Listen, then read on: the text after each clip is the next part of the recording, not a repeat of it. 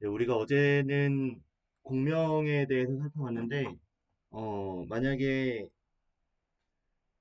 저항이 없는 상황에서는 어떻게 될지는 살펴보지 않았습니다. 우리가 감쇄진동, 감쇄진동이랑 강제진동, 공명 이렇게 세 개를 살펴봤지만, 어, 아무런 저항이 없을 때 외력이 가해지면 아무런 저항이 없는 강제진동에서는 어떻게 되는지 살펴보지 않았어가지고 간단하게 살펴보도록 하죠. 일단 기본적으로 외력의 형태는 요거라고 가정을 하고 접근을 합니다. 마찬가지로. 대신 C가 빵인 거예요. 네.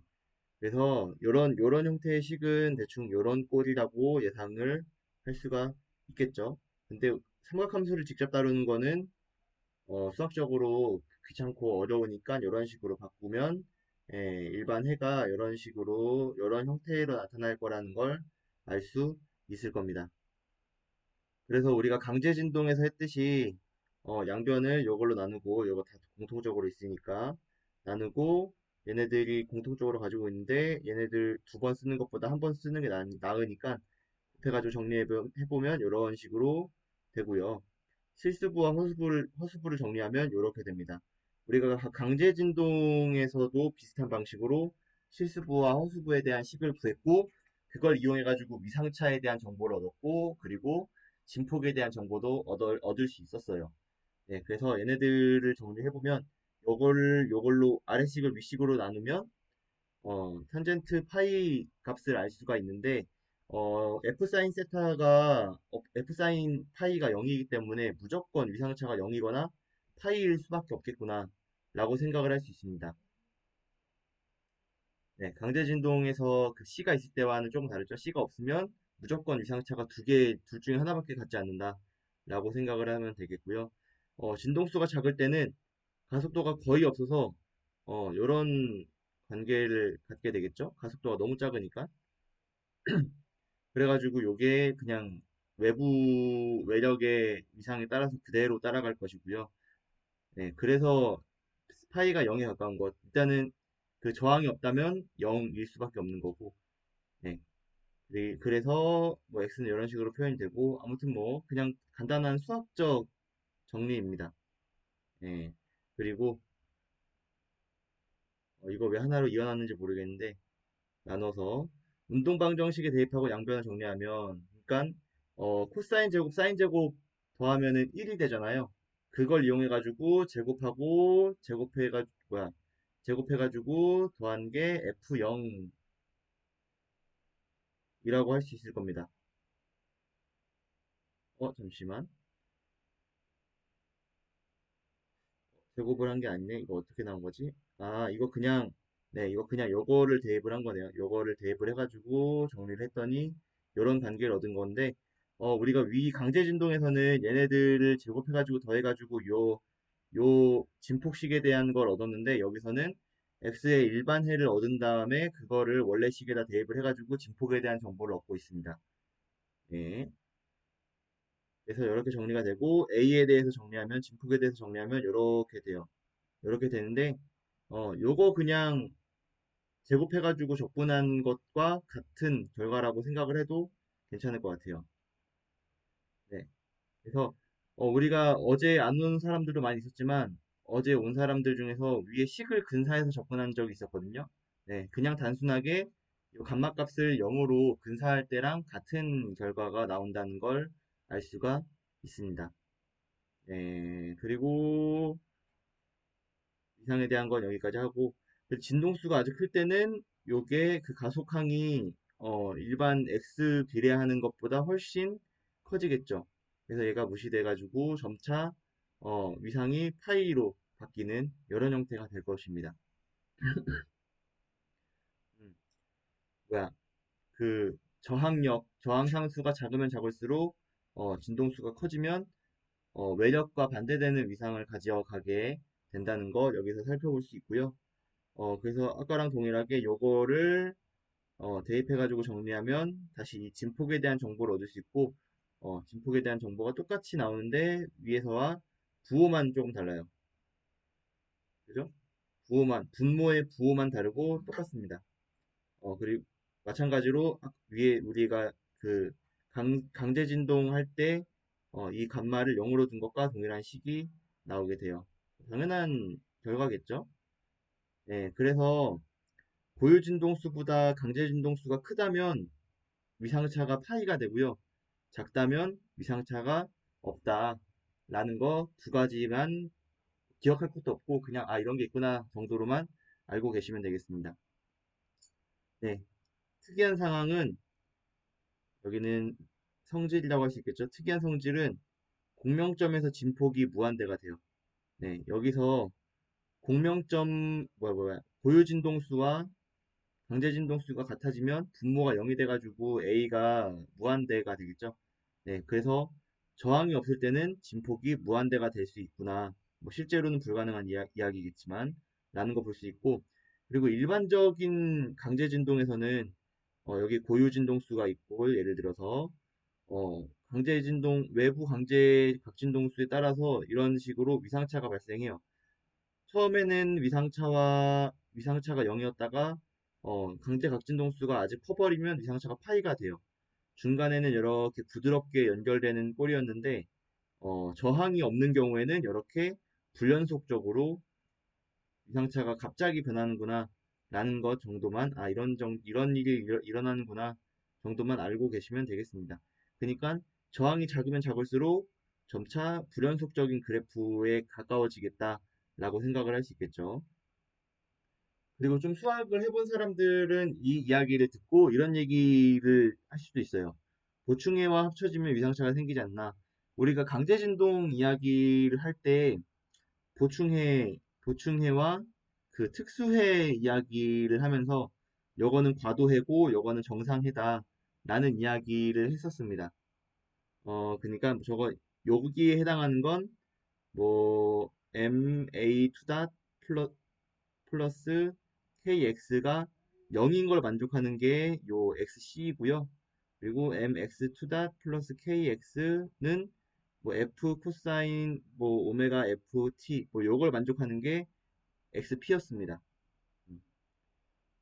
근데 그 방정식이 선형이기 때문에 여기서 얻은 해와 여기서 아래식에서 얻은 해를 더해도 여전히 아래식을 만족하더라 라는 이야기를 했었는데 어, 실제로 그냥 진동하고 있던 어떤 용수철 진자에 외부 구동력을 이런 식으로 다른 진동수로 주면은 결과적으로는 얘네들이 합쳐진 형태의 뭐야 합쳐진 형태의 진동을 하게 됩니다.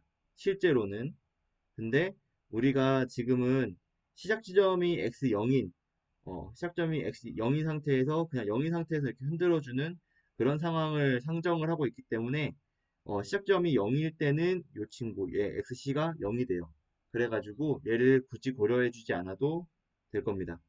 물론 시작점이 0이 아니라면 이 고유진동수로 흔들리는 고유진동수로 흔들리는 것과 그 강제진동수로 흔들리는 거를 합쳐줘야 되겠지만 일반적으로는 0인 상황을 두고 생각을 하니까 네 굳이 신경 써주지 않아도 될 것 같습니다. 그래서 이런 게 있다 정도만 알아두시면 되겠고 그리고 다음에 말할 건 Q팩터 품질인자, 품질인수, 뭐 Q팩터, Q인수 이런 식으로 이야기를 하는데 이거는 기본적으로 얼마나 공명이 잘 되나. 우리가 어제 그 공명이 잘 되는 정도는 이 공명의 폭으로 이야기를 하면 된다라고 이야기를 했었어요. 그래서 이 감마, 여기 폭이 됐었던 걸 확인할 수 있었는데, 그래서 감마값이 공명이 잘 된다, 얼마나 잘 되나에 대한 지표가 되기도 하는데, 감마가 커지면 커질수록 여기가 x가 감마고 y가 공명의 정도를 나타낸다고 할 때, 감마가 커지면 커질수록 이렇게 공명의 정도가 작아지기 때문에 반비례 그래프를 그리잖아요. 그래서 직관적이지 않기도 하고 또 여러 사람들의 논의에 의해서 Q 인수라는 걸 도입해가지고 공명을 다루는 게 더 유익하다라고 받아들여져서 네, 오늘날에는 뭐 전자기 진동이나 뭐 건물의 진동이나 뭐 여러 가지 이야기를 할 때 그 진동 정도를 이야기할 때 Q인자가 얼마나 된다 뭐 그런 식으로 이야기를 한다고 합니다. 그 파인만이 살아있었던 시기에는 그 물리학자마저 그 공학자마다 Q팩터를 정의하는 게 조금씩은 달랐다고 하는데 네, 오늘날에는 어떻게 돼 있나 한번 살펴보도록 하겠습니다. 네, 그래서 기계에서는 진동을 최소화하기 위해서 뭐 자동차 바퀴가 이렇게 굴러가면서 진동을 만들 거 아니에요. 그리고 이 자동차 바퀴 진동에 따라서 자동차 몸체도 이렇게 흔들리게 될 텐데 요 진동수랑 요 진동수가 고유 진동수가 같아 버리면 공명을 하기 때문에 흔들림이 엄청나게 커지겠죠. 그래가지고 여러 가지 물질의 Q팩터를 구한 다음에 가급적 얘네들이 다른 값을 갖게끔 큰 차이가 나게끔 그 부품을 배치한다든가 요소를 배치하는데 쓰이는 것 같아요. 그리고 전기 신호에서도 네, Q팩터를 이야기하면서 라디오의 원리와 연관이 있고요. 그리고 그냥 학술적으로 얼마나 잘 공명될까에 대한 궁금증을 네, 더 체계적으로 다룬 결과가 Q팩터라고 보시면 되겠습니다. 어, 학술적인 근원은 이거라고 보시면 될 것 같아요. 한 주기 동안 어느 정도의 손실이 있을까? 한 주기 동안 저장된 에너지의 양과 손실된 에너지의 비는 어떨까? 그거 한번 살펴본 사람이 있겠지, 누군가. 예, 그 결과가 쌓여가지고 오늘날 큐팩터라는 이름으로 남았다고 생각하면 될 것 같습니다. 그래서 에너지 손실률을 먼저 살펴보도록 할 거예요. 어, 네, 에너지 손실률 일률이죠. 네, 요거를 단위 시간 동안의 손실한 에너지라고 보면은 그리고 흐른 시간을 요 델타 t라고 보면은 손실률은 일률에다가 일률에다가 뭐 그냥 일률에다가 뭐 델타 t를 넣어주면 되겠죠. 델타 t를 넣어주면 되는데 근데 우리가 주목할 것은 한 주기 동안 손실되는 에너지에 대해서 살펴볼 거예요.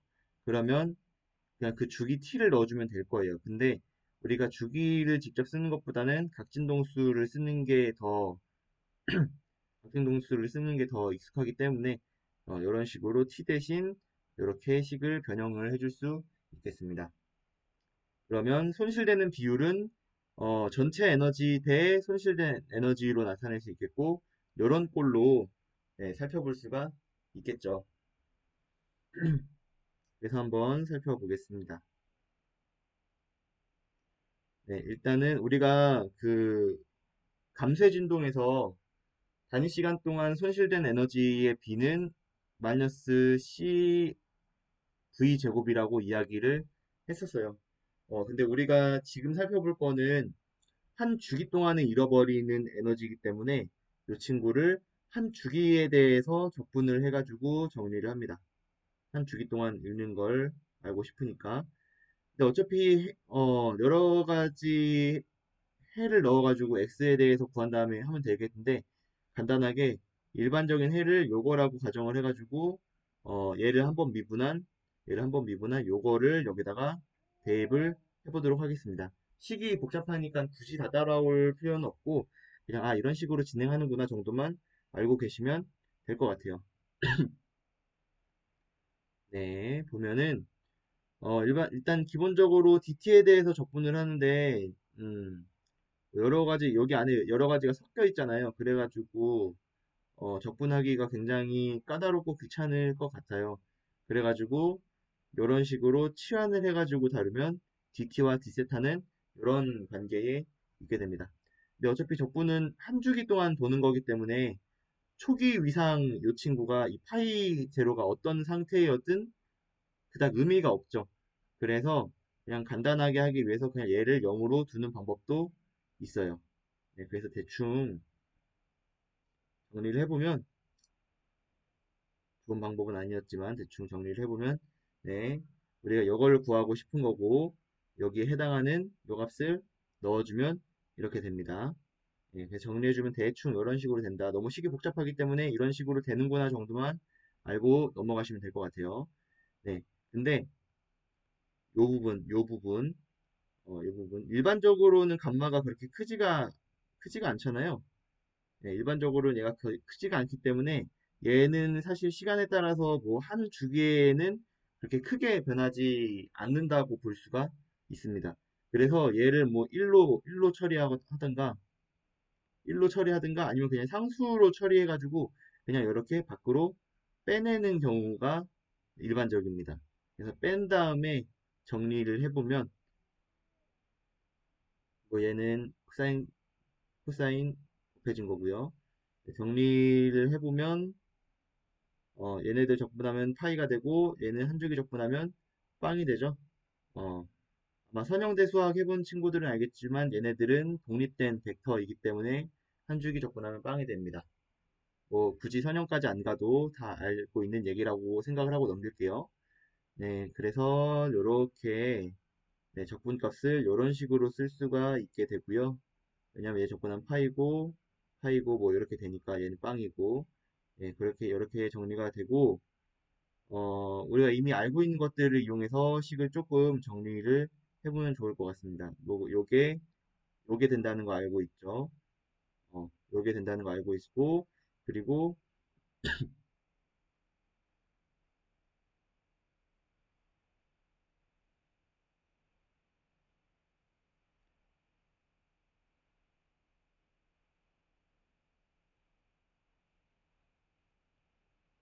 잠깐 혼선이 왔다. 얘를 왜 곱하지? 아, 네. 요거를 알고 있으니까 그냥 얘네들을 연립해가지고 간단하게 그냥 없애버리려고 이렇게 했다고 생각을 하면 될 것 같아요. 네, 이렇게 됐고, 뭐 이것도 다 치환해가지고 정리하면, 복잡하지만 최종적으로 이런 식으로 정리가 되겠습니다. 심지어 얘도 식이 복잡하다고 생각했는지, 이런 식으로 치환을 해놨네요, 내가. 네, 굳이 치환 안 해도 되지만 대충 이런 식으로 정리는 이런 방법으로 하는구나 정도만 알고 계시면 될 것 같아요. 네, 그리고 델타 2에 대해서 구했고 이제 우리가 알아야 될 것은 그냥 2에 대해서 알아야 되는데 2는 우리가 이미 다뤄왔잖아요. 네, 얘라고 생각을 하면 되고 그냥 단순하게 얘는 이렇게 되기 때문에 단순하게 이렇게 되기 때문에 음, 여기다 넣어주면은 델타 2 구한 거 넣어주고 2 구한 거 여기다 넣어주면 이렇게 되고 대충 이런 식으로 다 겹치는 것들 상세해서 날리면 최종적으로 요것을 얻을 수가 있게 됩니다. 최종적으로 요 B를 얻을 수가 있게 돼요. 그래서 에너지분의 손실되는 에너지의 값은 우리가 이미 잘 쓰고 있는 값으로 정리를 하면은 이렇게 나타낼 수가 있습니다. 그러니까 댐핑 그 감쇄값진동수 분의 4감마 파이 뭐 이런 식으로 표현을 하면 되겠죠. 네, 그리고 진폭 변화를 통해서 어렵게 갈 거 없이 우리가 이미 일반 해가 이런 꼴이라는 걸 아니까 에너지는 단순하게 이렇게 된다고 생각을 할 수 있겠죠. 뭐 우리가 여기서 접근했던 거랑 마찬가지 동일한 이야기입니다. 네, 그래서 이런 식의 형태가 되고요. 이걸로부터 네, 단시간 동안 잃어버린 에너지 B는 요거고 일정 시간 동안 흩어지는 에너지는 이 여기다가 그 일정 시간에 대해서 곱해주면 되니까 그리고 사실 흔들림이 굉장히 빠르잖아요. 일반적인 상황에서는. 그래가지고 그냥 다 상수라고 취급을 해가지고 단순하게 이렇게 놓기도 합니다. 그리고 뭐 얘가 크지도 않고 얘가 시간에 따라서 크게 변하지 않는 상황에 대해서 우리가 살펴보는 거기 때문에 최종적으로 단순하게 이런 결과를 얻을 수 있고 한 주기 동안에 요만큼의 비율로 에너지를 잃는다라는 걸 알 수 있는데 여기서 구한 거랑 완전히 똑같죠. 네. 그래서 다양한 방법으로 접근을 할 수 있는데 이런 접근이 있구나 정도만 알고 계시면 되겠습니다. 접근 3은 내가 정리하다가 좀 뭔가 꼬인 접근이어서 굳이 보지 않도록 하겠습니다. 네, 결과의 해석을 살펴보도록 하죠. 네, 보면 댐핑 고유각진동수 감쇄각진동수가 있고 위에는 감쇄인자에 대한 정보가 들어 있습니다. 근데 우리가 공명에서 이 이 감마 사이의 영역에서 공명이 일어난다는 걸 봤는데 요 값 안에 이미 감마가 포함이 되어 있잖아요. 포함이 되어 있고 얘가 작을수록 공명이 잘 된다고 생각을 할 수 있겠죠. 근데 작을수록 공명이 잘 된다고 하면 직관적이지 않기 때문에 요거의 역수를 취해가지고 요거를 공명의 정도로 표현하는 게 좋을 거라고 생각을 했을 겁니다. 네, 여기다 주석을 해놨는데 속력을 거리분의 시간이 아니라 시간분의 거리로 표현하는 이유는 예, 빠르면 빨라질수록 속력도 큰 값을 갖게 하기 위해서잖아요. 직관적으로 이해할 수 있게. 뭐 이걸로도 속력을 표현을 할 수는 있습니다만 하여간 이런 식으로 최종적으로 요거를 여기에 어떤 의미가 있다고 생각을 했겠죠. 물리학자들이. 오늘날에는 그냥 깔끔하게 다듬어진 거를 보고 있지만 옛날에는 요거가 학자마다 조금씩은 다른 형태였을 거예요. 누군가는 요거 분의 요걸로 했고 누군가는 우리가 위에서 봤던 요거분의 요걸로 쓰고 뭐 누군가는 여기다가 2파이를 붙이기도 하고 누군가는 여기다 2파이를 붙이기도 하고 달랐지만 네, 오늘날에는 어떻게 최종적으로 정리가 되는지 한번 살펴볼게요. 네, 그래서 요게 어 여기 이 감마 대신에 이 공명폭을 놓은 겁니다. 이 감마 대신에 공명폭을 놓아가지고 이렇게 정리를 할 수 있고 그리고 약한 감쇄의 경우에는 댐핑 각진동수랑 고유 각진동수랑 비슷하기 때문에 최종적으로 이런 식으로 쓸 수가 있게 됩니다. 그래서 이거는 공명폭을 알려주고 전체적인 값은 한 주기 동안 손실되지 않는 비율을 나타내 주는데 이 파이는 그냥 상수로서의 의미지 굳이 뭐 큰 의미는 없죠. 예. 그래가지고 어차피 우리가 실용적인 부분에서는 그냥 비율만 알면 되고, 뭐 대충, 그 정도만 살펴보면 되기 때문에 이 파이가 복잡하다고 생각을 한 것 같아요. 그래서 최종적으로는 요것만 남게 됩니다. 요것만. 뭐, 이 감마하고 오메가 제로라고 할 수도 있겠죠. 요것만 남게 되고요. 혹은 내 생각인데 한 주기 동안 품은 전체 에너지라는 의미에서 이 파이가 붙었을 수도 있겠다라는 생각도 들어요. 어, 요게 델타 2분의 2인데 한 주기 동안 품은 에너지라는 의미에서 여기에 2파이가 붙었나? 라고 생각이 들기도 하지만 그래도 조금은 이상해. 그래서 아마 그냥 식을 완성해놓고 요 식을 완성을 해놓고 굳이 사용을 하다 보니까 굳이 2파이가 필요한가? 라는 의문에서 자연스럽게 없어지지 않았나? 라는 생각이 듭니다. 그래서 아마 요 값이 뭐 이런저런 공명 진동계를 표현하는 데 많이 쓰였겠죠. 그래서 여기에다가 새로운 이름이 붙게 돼요. 그래서 오늘날 알려진 큐벡터라는 이름이 붙어서 지금까지도 쓰이고 있습니다. 네. 또 하나 알 수 있는 것은 고유진동수가 높을수록 Q가 커지죠. 당연한 이야기인데 진동수가 높을수록 한 주기 운동하는데 걸리는 시간이 짧기 때문에 어, Q 값이 커질 수밖에 없고요. 그리고 또 하나 살펴볼 만한 이야기는 그 진동하던 어떤 물체가 이렇게 진동하다가 어느 순간은 진동을 멈추잖아요. 어느 순간 진동을 멈추는데 근데 이 친구를 보면 알지만 시간에 따라서 점점 감소하는 친구인데 t가 무한대로 간다면 물론 에너지도 0이 되겠지만 t가 무한대로 간다면 에너지가 0이 되겠지만 어, 무한대로 가기 전에는 아무리 작은 값이지만 그 값을 갖고 있기는 하죠. 그래서 디서부터 진동이 사라졌다고 해야 될까라는 근본적인 의문이 생겼을 겁니다. 어, 일정한 비율이 되는 기준을 정해서 이때부터는 진동이 사라졌다라고 이야기할 수 있겠다라고 말할 기준이 필요할 거다라는 네, 그런 이야기예요.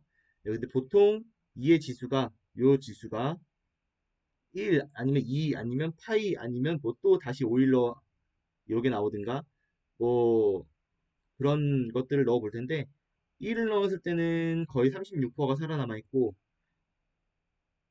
파이를 넣었을 때는 거의 죽어 있고 4%만 남아 있는 거죠. 그리고 2파이가 됐을 때는 0.1%만 살아 있는 상태입니다. 이것도 4%가 남아 있으니까 조금 약하고 그래가지고 2파이 요거를 선택하게 된 것 같아요.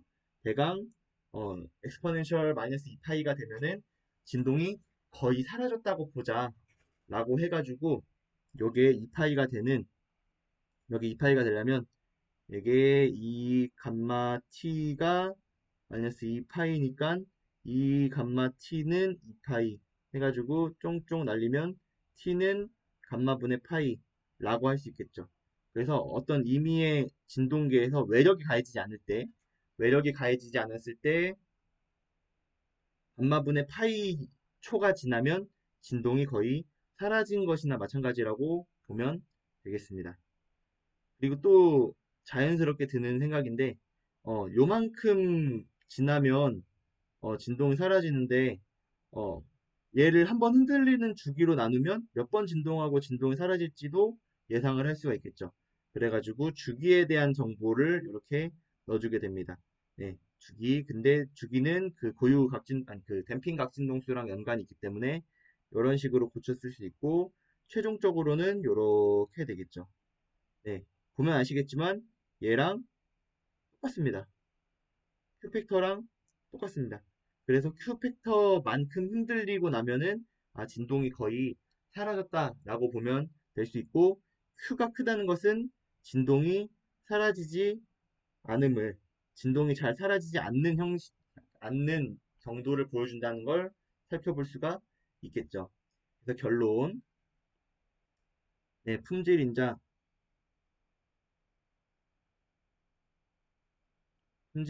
우리가 지금까지 살펴본 큐팩터인데, 요거를 간접적으로 보여주는 지표, 그러니까 전체 에너지 분의 손실된 에너지를 간접적으로 보여주는 지표가 되기도 합니다. 얘가 역수가 된 요런 꼴이니까. 그리고 공명의 정도를 나타내기도 해요.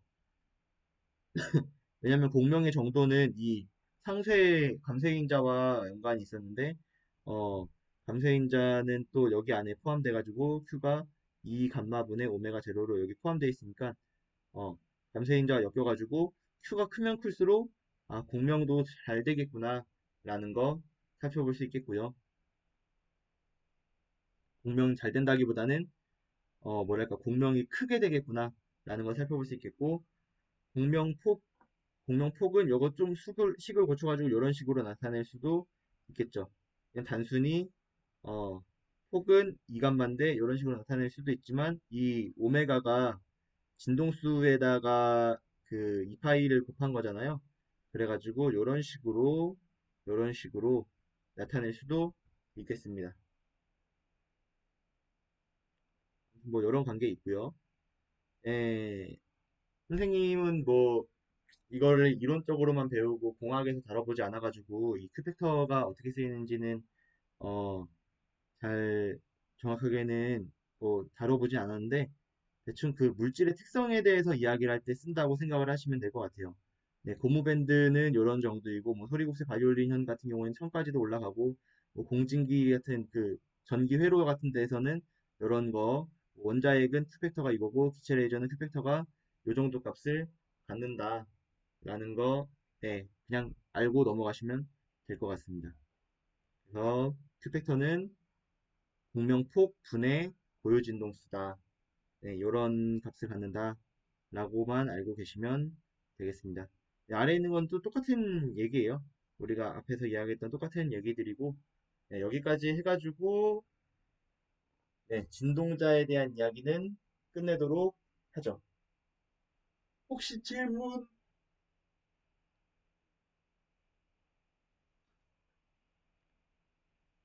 없으면 바로 다음으로 넘어가도록 하겠습니다.